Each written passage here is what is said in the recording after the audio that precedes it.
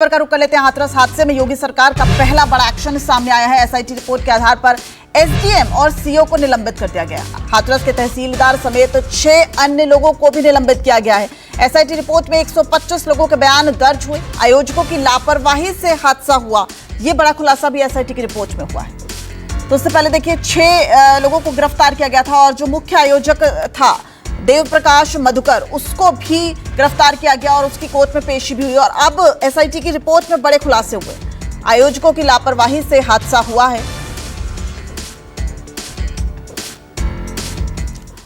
वहीं हाथरस हादसे पर अब सियासत भी गर्माती जा रही है। एफआईआर में बाबा का नाम ना होने से विपक्षी दलों ने सवाल उठाना शुरू कर दिया है। इसी मुद्दे पर कांग्रेस की क्या प्रतिक्रिया आई है, आपको सुनवाते हैं।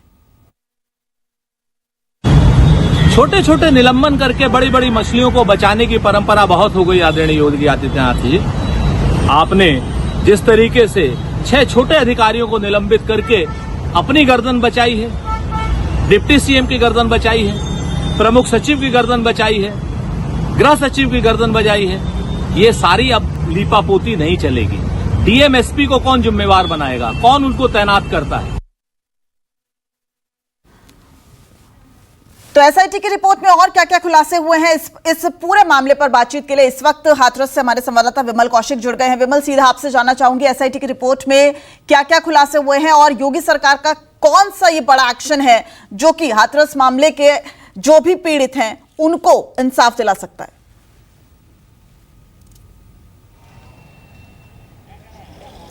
देखिए, एसआईटी की रिपोर्ट में 2 महत्वपूर्ण चीज़ें हैं। एक तो ये एसआईटी की रिपोर्ट में कहीं ना कहीं इस बात की ओर इशारा किया गया है कि साजिश की संभावना से इनकार नहीं किया जा सकता, और यही बात है जो आश्रम की तरफ से लगातार कही जाती रही है कि वहाँ पर कुछ उपद्रवी शामिल हुए जिन्होंने इसको पूरा एक साजिश के तहत अंजाम दिया। तो इस बात की तरफ एसआईटी की टीम ने भी इशारा किया। और साथ ही साथ दूसरी बड़ी जो चीज़ है जिसको उठाया गया वो है क्राउड मैनेजमेंट, यानी कि क्राउड मैनेजमेंट बिल्कुल भी नहीं था। इस बात को एक्सेप्ट किया है एसआईटी ने। जो एडीजी आगरा जोन थे और अलीगढ़ कमिश्नर की एसआईटी थी, उन्होंने इस बात को एक्सेप्ट किया है कि वहाँ पर क्राउड मैनेजमेंट नहीं था। और इसके लिए ना सिर्फ जो आयोजक हैं इसके वो जिम्मेदार है, बल्कि कहीं ना कहीं प्रशासन के अधिकारी भी जिम्मेदार हैं, जिसके चलते एसडीएम को निलंबित किया गया। एसडीएम वो हैं जिन्होंने परमिशन दी थी और परमिशन महज 80,000 लोगों की ली गई थी। लेकिन उसके बाद जब वो आंकड़ा 2 लाख से ऊपर पहुँच गया तो आखिर एसडीएम ने ऊपर के अधिकारियों को खबर क्यों नहीं की। इसके अलावा जो सीओ हैं सिकंदराऊ के, उनको भी निलंबित किया गया है। तो सीओ पर भी इसी तरीके के आरोप है कि उन्होंने भी वहाँ पर बड़े अधिकारियों को लूप में नहीं लिया, उनको ये जानकारी नहीं दी कि भीड़ बहुत ज़्यादा बढ़ गई है। इसके अलावा जो 2 चौकी इंचार्ज को सस्पेंड किया गया है, साथ ही साथ सिकंदराऊ थाने के थानाध्यक्ष को निलंबित किया गया।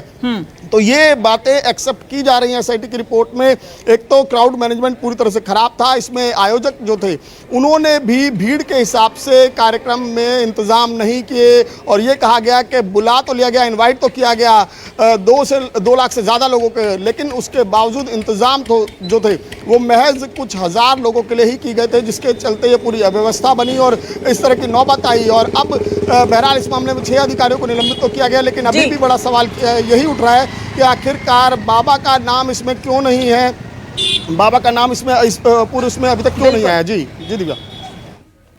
ठीक है, बहुत बहुत शुक्रिया विमल इस पूरी जानकारी के लिए। तो